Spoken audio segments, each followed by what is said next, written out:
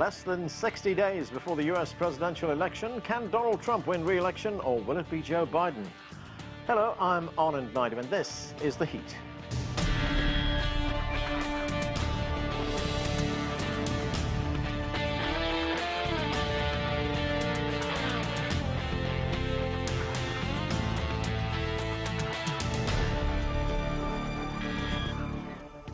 As Americans enjoyed their Labor Day holiday on Monday, the focus turns in earnest now to the U.S. presidential election in early November. President Donald Trump talked to reporters at the White House and went after his opponent, Joe Biden, for being weak on trade and the economy. Some of the labor union heads and Joe Biden, the radical socialist Democrats, would immediately collapse the economy. If they got in, they would collapse it. You'll have a crash the likes of which you've never seen before. Your stocks, your 401ks. Meanwhile, the Democratic Party candidate visited Pennsylvania. Biden met with trade union members in the key battleground state. Well, there is a lot to discuss with our panel. Joining us now in Washington, D.C. is Hamza Khan. He is a Democratic Party strategist and political activist. Also with us from New York is Jadan Horyn. He is a conservative commentator and a contributor to Metropolitan Magazine. With us too is Brian O'Donovan.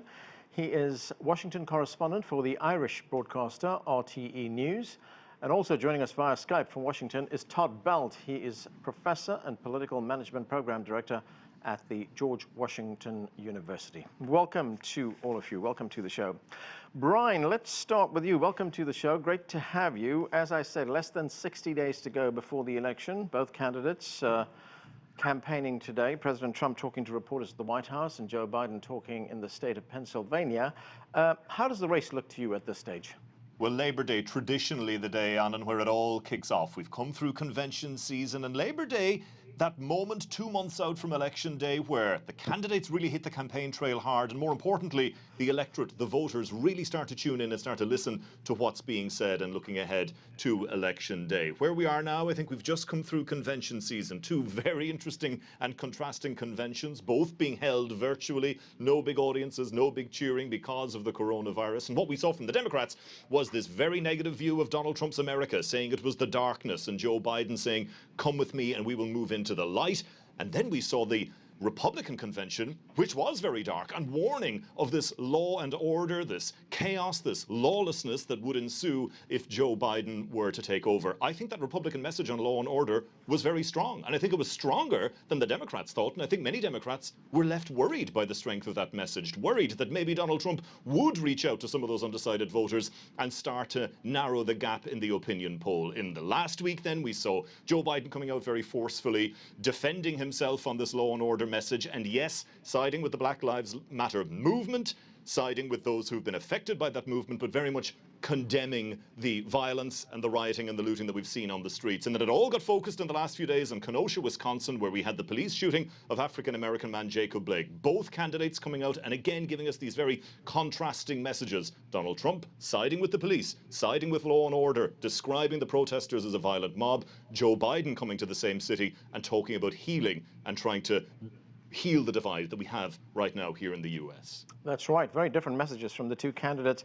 Hamza Khan, we heard the president, as we just heard him now say on Monday, that, quote, Joe Biden doesn't have a clue. He said that the economy will collapse under Joe Biden if he wins. What is Joe Biden's counter-argument to that on the economy?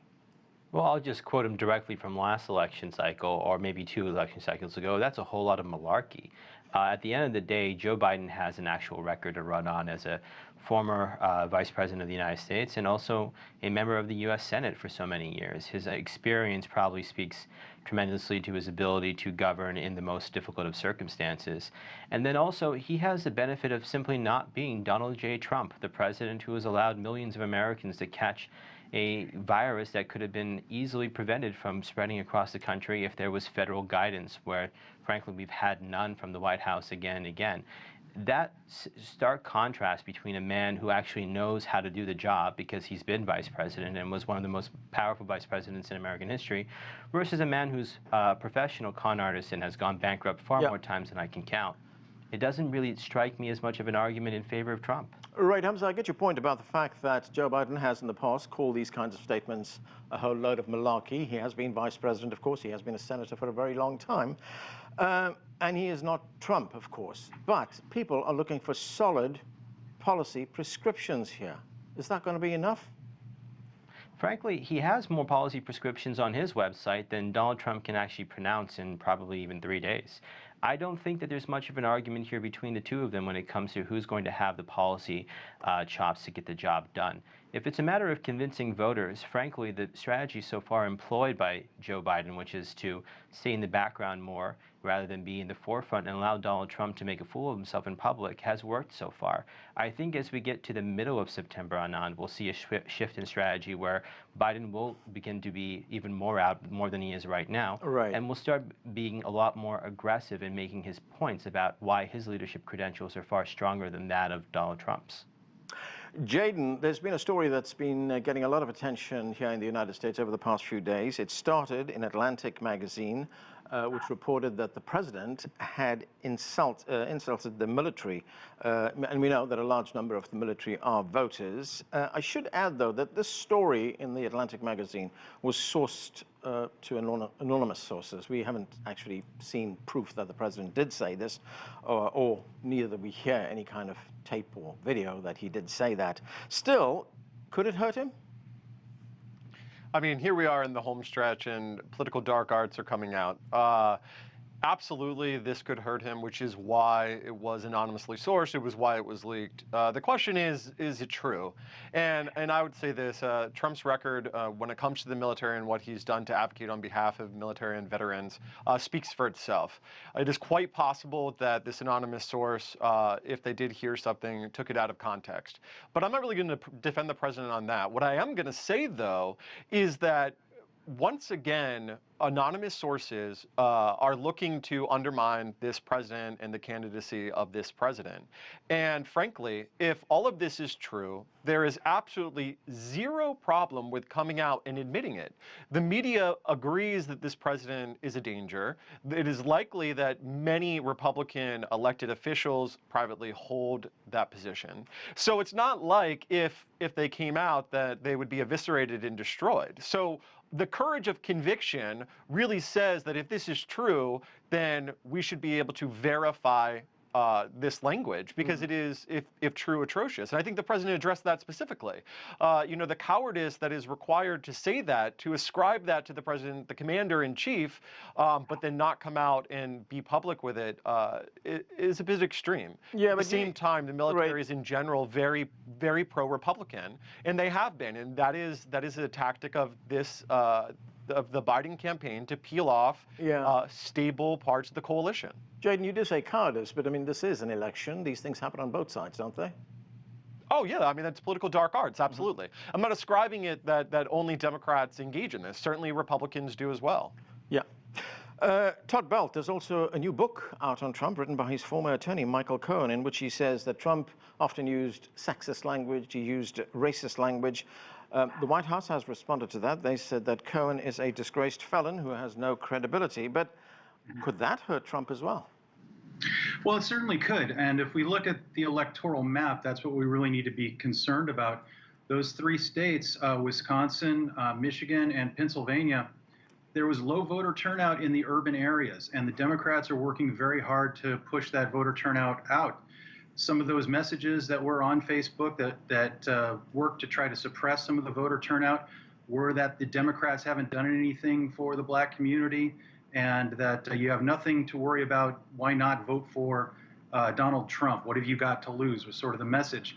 Well, some of these things that have been coming out show what they do have to lose, that the president perhaps doesn't respect certain segments of the American public, including the military. These things can be very damaging, and he really needs to address them in a way that can help him rebuild his coalition. And I don't think it is true that the president has the support of rank-and-file members of the military right now. Recent polls have shown him actually underwater with them, which is pretty unusual for a Republican candidate. So he's got a lot of work to do. Todd, just one point, and you know, as Brian told us at the beginning of the show, that we're 2 months out from the election right now, and this is when campaigning starts in earnest. Traditionally, that's Labor Day kicks it off. But there's also a lot of, I wouldn't say evidence, but stories going around that most people have made up their minds right now. Yeah. Yeah, I think that's really true. If you look at the levels of enthusiasm, if you look at the numbers of undecideds in a lot of the polls, there still are some undecideds. I think one of the main things to look at when we look at these state-by-state polls that we now know to look at rather than the national polls, Right. is whether or not one candidate is over 50, 51, 52%. And that means that the other person's, staunch supporters have already decided, and that margin of undecided might not be enough to overcome it.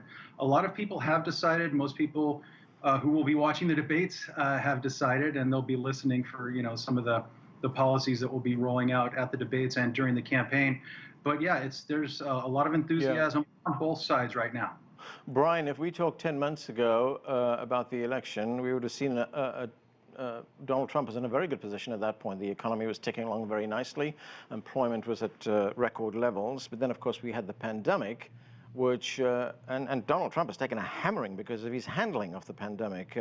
And he's still holding out hope that there'd be some kind of coronavirus vaccine before the election. This is what he had to say. Let's listen to him. Now they see we've done an incredible job, and in speed like nobody's ever seen before. This could have taken 2 or 3 years, and instead it's going to be done in a very short period of time. Could even have it during the month of October. So, Brian, how big a factor in this election is going to be Donald Trump's handling of the pandemic? Huge, and I think he is absolutely banking on some bit of an announcement in late October, just in time for the election. And of course, maybe it's an announcement he could fudge, he could talk in the generalities, and then if it doesn't really come to pass, he'll be re-elected then, so he won't care. But yes, guaranteed there'll be some bit of a vaccine announcement towards the end of October in a bid to boost his electoral chances. Donald Trump knows that the coronavirus is a big problem for him right now. He has not handled it properly, and he knows it has damaged him in the opinion polls. So that's why he keeps pivoting and latching on to other topics. Today it was the economy. Looking at those figures, and remember, of course, the economy absolutely crashed here in the US, as it did around the world. So every bit of economic data that comes in is going to be better than the last, and he's always going to spin it and market it as a big improvement and a big lift on what we saw before. Right, Brian, and on the search for a vaccine, as we just heard, this is not a national election, it's a state-by-state election. How important is it for Donald Trump, say in a state like Florida, where we've seen coronavirus infection numbers soaring, that if he announces a vaccine by October, could that swing it in his direction? Certainly, somewhere like Florida, where they've been decimated by it, absolutely. But you look at swing states in general. An earlier contributor there referred to those 3 states, Pennsylvania, Wisconsin and Michigan. That's what won it for Donald Trump the last time, by only 77,000 votes. That's where it needs to be targeted again. It is a tiny, tiny margin. And just to pick up on one other point that was made earlier as well, enthusiasm. And we hear a lot about the enthusiasm gap. I've seen this myself on the ground. I was in Wilmington, Delaware for the Democrat convention, and then I was in Charlotte, North Carolina the following week for the Republicans. You speak to people on the streets in Delaware. They like Joe Biden. They don't love Joe Biden. We're going to vote for him anyway, they said, because we want to get rid of Donald Trump. But you speak to a Donald Trump supporter and they absolutely love him. They are obsessed with him and they will fight to keep him in the White House. That's one problem, I think, for the Biden campaign. Yeah. People only like Joe Biden, in many cases, to get rid of the existing guy, whereas those who love Trump absolutely love him. Hamza, how big a problem is that for Joe Biden? The fact that he is not able to whip up the kind of enthusiasm, the kind of frenzy that Donald Trump gets his base into? Well, the question really becomes of how big are those bases. When we look at it at the end of the day, I think that the coalition that the Biden campaign has put together is still going to outweigh that of the Trump campaign. In the 2016 election, aside from Hillary Clinton saying things like basket of deplorables and isolating a lot of folks who had been left out over the past 16 years of policies, what ended up happening in terms of that race was that those 77,000 people turned up when folks were simply not enthused enough to come out for Hillary Clinton. Right. In the case we're seeing right now, I think that enough people are motivated by the fear that Donald Trump could destroy the country that they will turn out in those states and do the patriotic thing, which is to vote for Joe Biden, to be honest with you. Hamza, one other thing, and that is the Trump campaign has been making a big thing of law and order. It's a theme that we hear over and over. In fact, Vice President Mike Pence was talking about it today, on Monday, on the campaign trail. Let's listen to what he had to say. There is no excuse for the rioting and looting that we have seen in Kenosha and in cities across the country. And this violence against civilians, against property, and against law enforcement must stop, and it must stop now. Now, Hamza, as we see on our television screens and when we watch in the evenings and we see more violence, more property being damaged, does that increase the prospects for the Trump-Pence campaign and is seen as a loss for Biden? I think in any other election year, it might have been. This year, I think it still holds hope for the Biden campaign because of the message of healing and bringing Americans together. Trump has been banking very hard on white nationalist arguments and pushing against Black Lives Matter. In fact, I recall him condemning it the other day in one of his speeches. The result of that is that he's dividing Americans more and more at a time when people are looking for solid leadership rather than someone who's going to put them on opposite sides of one another. That is working against Trump, and many of his advisors agree with that opinion. I'm not so sure that this is a strategy that's going to play out in favor of the Trump campaign as much as he thinks. Jadan Horyn, Biden does appear to have risen above the fray. He's not taking the bait there. He's calling for calm. He's making sensible statements. This is what he had to say. Let's listen to this. Ladies and gentlemen, no matter what he says or what he claims, you are not safer in Donald Trump's America. What do you make of that, Jadan? I think, we weren't safer in Barack Obama and Joe Biden's America. Race relations are at a multi-decade low. And I certainly believe that, everyone should do their patriotic duty and participate and vote. I also think that those that conscientiously choose not to vote, that is a patriotic duty as well. In the United States, we do not mandate voting. So I think we have to really be careful about saying what is patriotic. But I think, I don't really believe that Joe Biden can claim that he is above the fray. I think he stayed out of the fray. And to many Americans sitting at home in rural and suburban America, without Joe Biden condemning the violence that they saw for the last 100 days, it is a day late and a dollar short. I agree, I agree with my colleague on the left that, certainly Trump's rhetoric has not been assisting in getting people to believe him. But I certainly do know that the polling has not bared out for the Democrats. The recent Marquette poll showed that 78% of people in the beginning of the summer in Wisconsin had a favorable opinion of Black Lives Matter, that it reduced down to 48%. That is incredibly problematic, which is why we saw on a competing network an anchor come out, an African-American anchor come out and say that violence is wrong. And we have seen the Democrat candidate and we have seen the VP candidate now come out and condemn violence. Because in fact, no American wants to see their country torn apart from the inside by other Americans. And they do want someone to lead, and they do want someone to bring us together. Many Republicans do not believe that is Joe Biden. They don't believe he has the leadership ability because he can't even lead his own party. Do they believe it's Donald Trump? I think they're going to defer to Donald Trump because in general, that is what Republicans do. The question is always going to be independents and those that actually turn out to vote. Right. And I think that is really where, this race is going to be. It is going to be on the turnout. Todd, this debate over law and order, how do you see it falling out?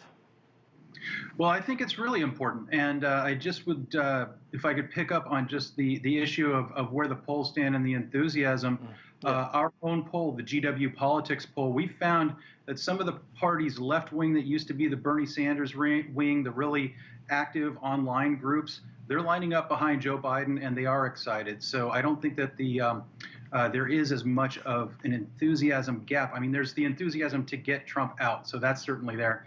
And we did notice that when Biden put Kamala Harris on the ticket, they raised $48 million in 48 hours. They had a big surge there, so that is important. Now, Kamala Harris does bring some of a little bit of law and order as being the prosecutor to the Biden ticket. It moderates it a bit. You get to have Joe Biden out there saying, I'm the one who's empathetic, I'm listening, I'm with you, I'm the one who's going to be the healer.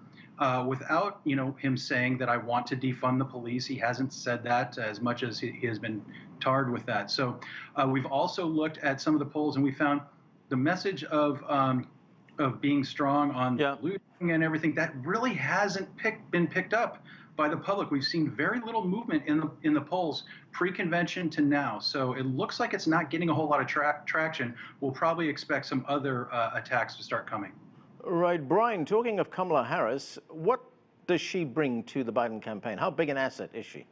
I think she was a very big asset and a very good choice when she was announced. From this perspective, the Trump campaign didn't know what to do with her. There were these conflicting messages when she came out that she was a phony, that she was weak on this, that she was strong on that. Remember, as we keep saying in this program, Donald Trump is obsessed with that law and order message. But as your previous contributor just said, Kamala Harris also brings that to the table. She was seen as a tough cop. She was seen as a tough prosecutor. So again, they didn't really know what to do with her in terms of a candidate, in terms of a running mate. And the best running mate is someone who makes up for the deficits of the main candidate. And if you look at Kamala Harris, a very good debater, a very good public speaker, and a strong attack dog when she needs to be, making up for some of those weaker points, I think, with Joe Biden. Joe Biden is going to be hitting the campaign trail harder now. He is going to be doing more interviews now. But remember, Joe Biden is not the best speech maker in the world. Yeah. He's not the best interviewee in the world, and he can be prone to gaffes. So I think over the next 2 months, we may see some trip-ups from Joe Biden purely because he is going to be out there more and more.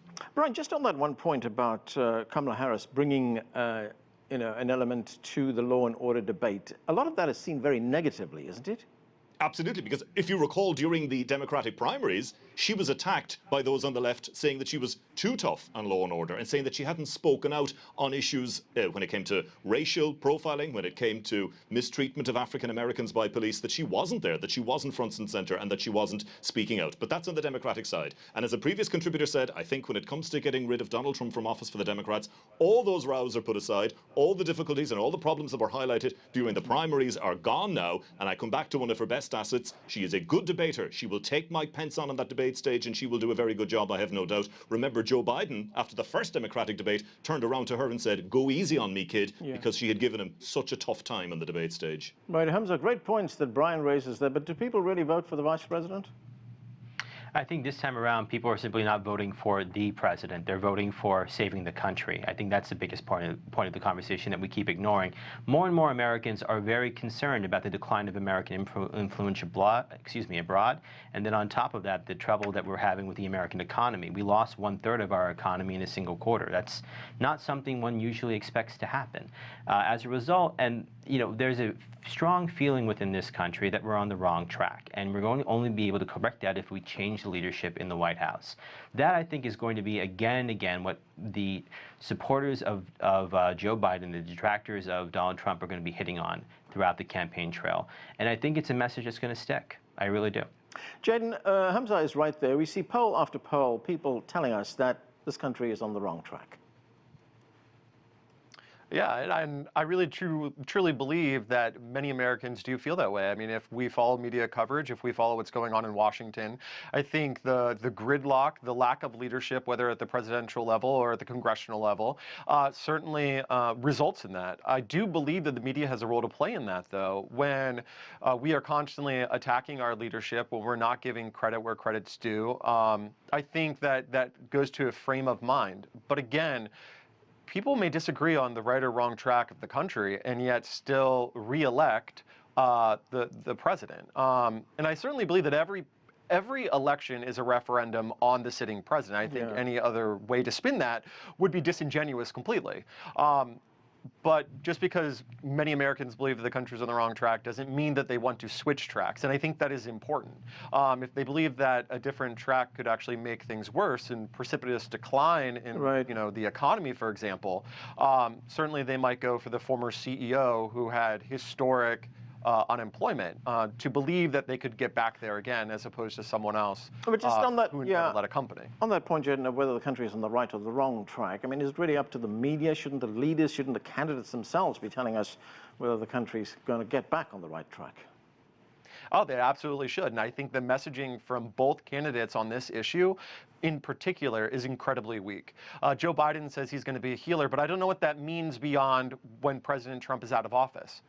What is he going to do in order to put us on the right track? Just healing? Better rhetoric? That isn't going to change a lot of the systemic problems within the United States. And certainly, President Trump has had 4 years to change his rhetoric and hasn't done so, and that has been divisive.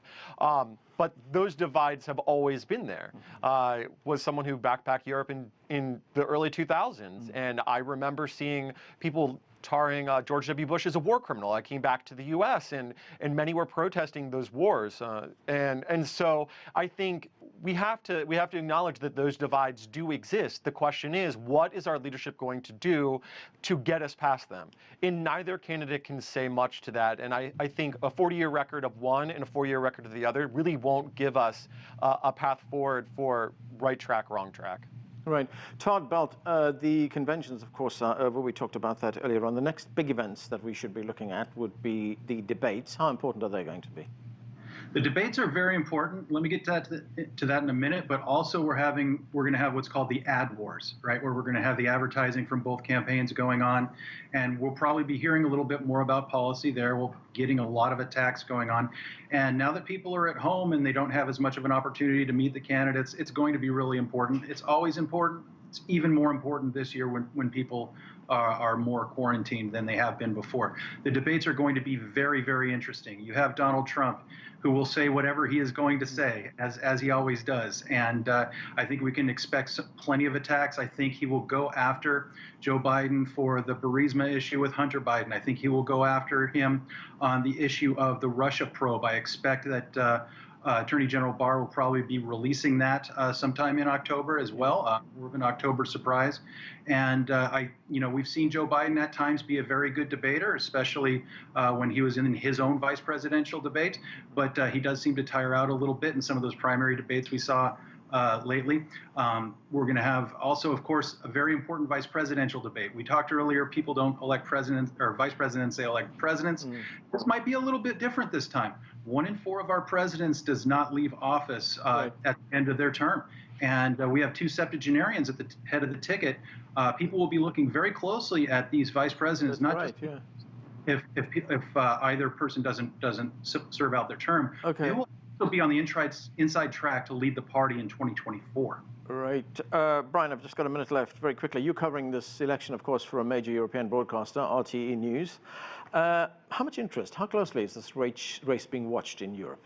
Massively, and it's going to ramp up now. I mentioned earlier how Americans become more engaged after Labor Day. I think certainly from a European perspective, everybody's going to be focusing on it now. Remember, the news cycle has been utterly dominated by coronavirus all year. I think in a traditional news cycle, there would probably have been more interest in the US election earlier, but now that we're moving into the final 2 months, I think it's going to really ramp up. You mentioned the October surprise. I think there's going to be September surprises, October surprises, and probably early November surprises the way this campaign has gone so far. It's going to be a fascinating 2 months ahead.